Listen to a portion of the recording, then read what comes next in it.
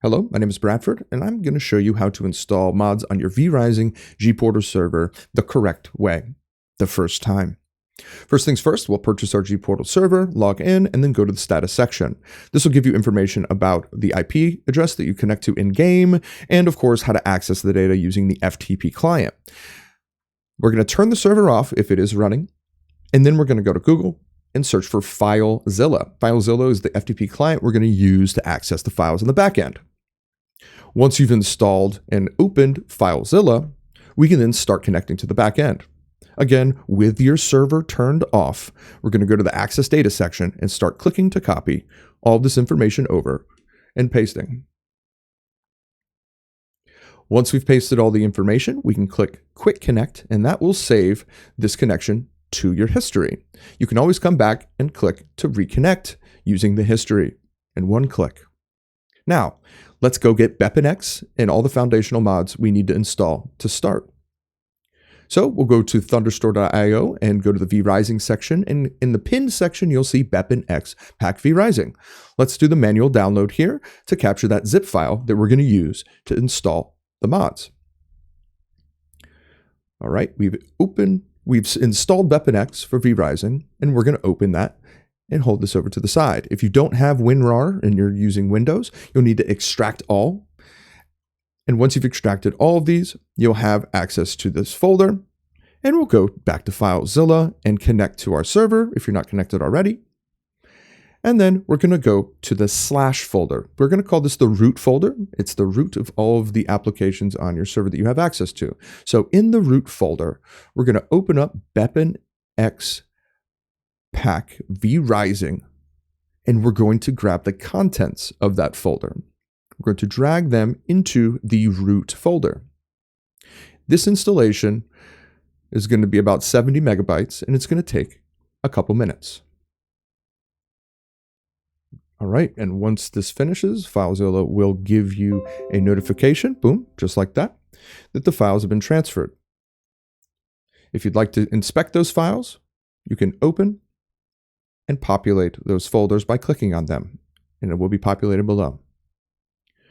Now, once we have BepInEx installed, we need to start our server so the server can install the mod. So back to our gPortal console and click the toggle switch to turn the server back on. This will take a few minutes, and we're going to be inspecting the CPU usage to ensure that the server is completely installed all of the mods.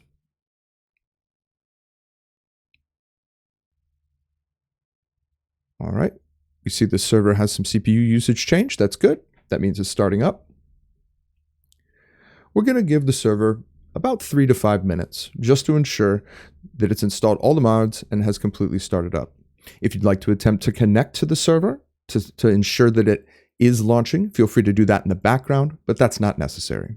Again, just waiting a few minutes till the CPU usage plateaus out and it's no longer fluctuating. Okay. The CPU usage went up to around 5%, sat at 4 for a little while, and then it's plateaued around 3.88.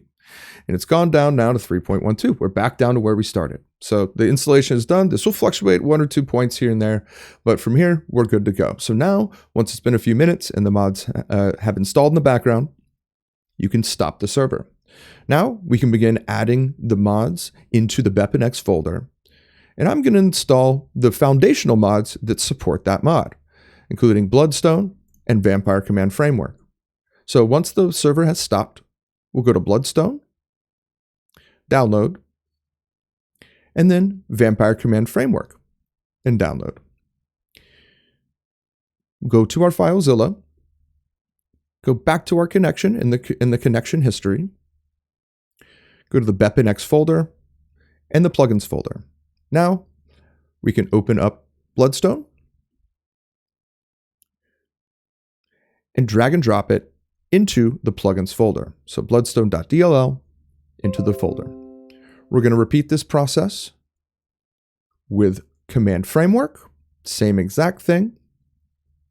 Grab the DLL file, drag it into the plugins folder alongside bloodstone.dll. Now it's time to add a mod. Something that we can do on our server now that we have the framework is some community commands. We open the Deca community commands RAR file, and then we again drag and drop the DLL into the plugins folder. You'll repeat this process with most of your mods. Please look at the thunderstore.io mod description to determine if this is the correct process for installing the mods themselves, but this is the framework that you need in place to get started on a modded Valheim or V Rising server. Later.